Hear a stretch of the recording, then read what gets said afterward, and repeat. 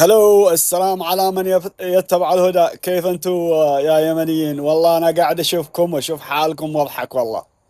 استمتع ليش؟ لانه يعني اللي في الغربة قاعدين يحرضوا الشعب وتدوا كلام يعني بذيء وكذا وكذا، وعاركم يا يمنيين وقوموا انتفضوا علشان عاركم. طيب يا حاذق اللي انت في الغربة يعني، وانت ايش قاعد تسوي؟ انت يعني قاعد بس مراعي للذي هو هناك في اليمن، يعني منتظره يعني يموت جوع. وتحرضه يعني يعمل فيه ناس يقوموا بأعمال فردية، يعني يقوم بعملية فردية وينسجن ويخسر حياته. وفيه ناس يقوموا بعملية منظمة، يعني مثل بن فدغم، وتبوء بالفشل.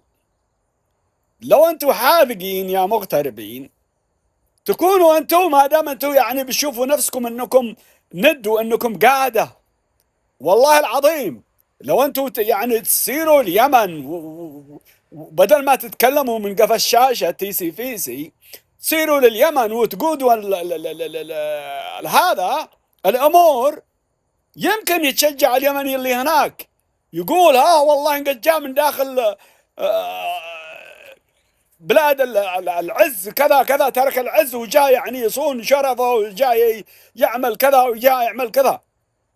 اما وانت قاعد يعني تناغش هذاك المسكين ذي، ما عاد باقي الا مثل العودي، تناغشه انه يقوم يعمل يصلح بحاجه ما با يسوي شيء. هو شايف انك هارب، وهو ما شخبل، ما شخبل الذي هناك في اليمن، ما شخبل بيشوفك ان انت ما بالله يعني بو بو بو من الشاشه بس، وهو شايف انك جبان وعاد يقع جبان اكثر منك. لكن لو انت فيك رجاله وفيك شجاعه، يمكن يتشجع ويمكن يصير اشجع منك ويمكن يعمل عمايل اكثر منك. لكن للاسف هذا هو الحال الواقع.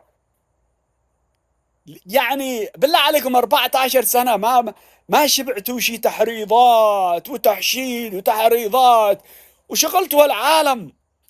لو 14 سنه لو انتم انشغلتوا بحاجات ثانيه كان قد اليمن مثل الورده، ولا كان قد انتم يعني في الغربه هنا، يعني حتى عرفتوا كيف تديروا وضعكم، بدل ما كل واحد منكم بيحاول انه يعني يبخش للثاني.